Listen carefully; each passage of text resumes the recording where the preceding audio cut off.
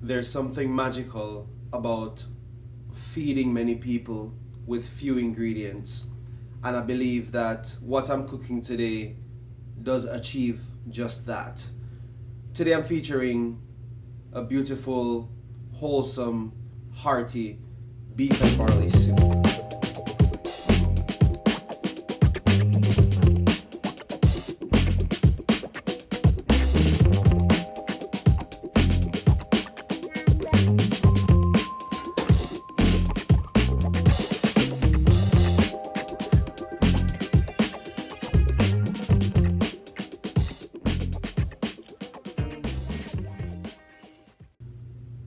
Time and time again, it is shown and has been shown that the beef and barley soup has been passed through many generations, and with each generation it passes through, it has been a little more advanced, a little more refined, taking that better step, towards finding it in your heart.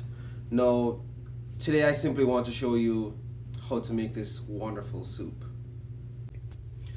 So in this soup, very simple ingredients as you can see in front of you. Beef. You can use even beef with bones. It's better. The flavor develops very well. Just takes a little more time to cook. So beef. We're gonna go with these onions. If you watch my previous video, you've seen me use these onions, and I don't want to waste them. I love them. I enjoy using them. I'm going to use them for the soup also. Onions, garlic, celery, carrots, thyme, and also I have these dried pimento berries. These I'm going to use for a personal touch. Also, I have red wine and some bone broth, beef flavored bone broth. Also, the star of the show, the pearl barley. Now, this barley, I only have 1 cup measured because for the amount of soup that I'm making, this is the precise and correct amount. We are going to begin the soup by searing the beef. In the pot, a little bit of olive oil, and we're going to put half the amount of beef, depending on how much beef. I have 2 pounds of beef, so I'm going to do pound by pound. I'm going to sear the beef on both sides, and upon searing the beef you will realize that there will be some bits in the bottom that are quite sticky. This is known as the fond. This is also going to allow my soup to be flavorful from a beef perspective, and searing the beef also helps to seal it and begins the breaking down process. After you sear your beef, you want to remove it from the pan and allow it to just sit on the side. After which, we're going to add in the onions, garlic, celery, and the 2 tablespoons of tomato paste. I failed to list the tomato paste as an ingredient, but I can be sure that it is in the recipe in the description below. Now we're going to add the tomato paste and we're going to vigorously work it through the veggies, ensuring that there's no sticking, and we use our spoon to rub on the base of the pot to help to remove the excessive fond.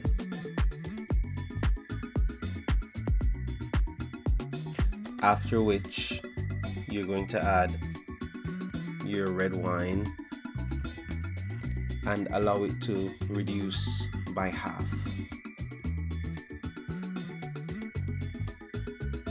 Once your wine has reduced by half, we're going to add the beef in the pot along with 2 quarts of beef broth or beef stock if you have it. And don't forget about your thyme and your pimento. This is where you want to throw those in as well. I wish you guys could just smell what I'm smelling at the moment. This is going to be phenomenal. Now I want to point out something very important. On the edges of the pot where you see the fat gathering, this here, in the eyes of a saucier, is called the scum of the soup. Now these are the impurities that are being boiled off, i.e.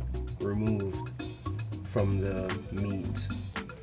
And all you have to do is simply come over and skim. It is entirely up to you whether or not you want to skim the scum from the soup. If you want that added flavor, you can leave it there. But for this video, I want to remove some of the scum and some of the fat from this pot. Exceptional. So as you can see, my soup broth went from here to now it's reduced to about half, maybe even a little below half. Reason for this obviously is just to make sure that the meat in itself is tender. Yeah, pulls apart easily, and yeah, that's where we want to be. Now we have to put inside the barley. I'm gonna put inside the barley grains, and these are gonna take probably about anywhere from 30 to 40 minutes. Yeah, they're gonna like double, triple in size. They are going to you see how it looks like water? It's very watery. So what's gonna happen is the barley is going to help to tighten things up. And there's nothing wrong if you run out of stock like I did, because I used 2 quarts of stock. And now it's reduced to probably about 1 quart to intensify the flavor. So there's nothing wrong if you want to pour more water on. It will reduce again and the flavor will intensify. Yeah, and let's just see where we are in 30 to 40 minutes where the barley is concerned. So here we can observe where the soup has thickened because of the barley, and believe it or not, 1 cup of barley produces this much. It's crazy. I'm going to give this a taste.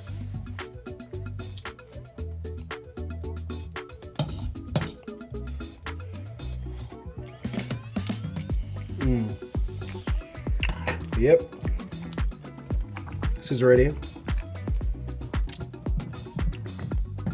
and we're gonna just finish this with a little bit of chives and maybe some creme fraiche to cool and smooth things down.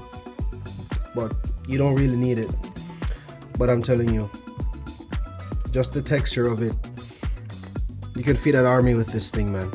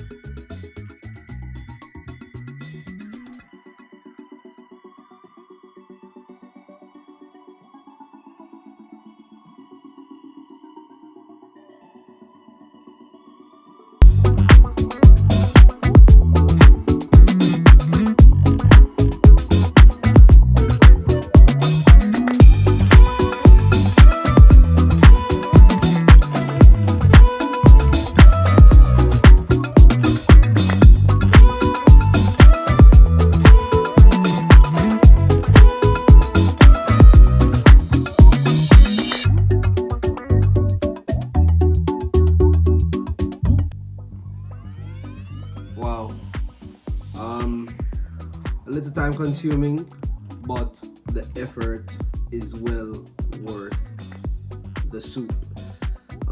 Yeah, I'm just gonna validate this now. Let you know my honest opinion, honest thoughts.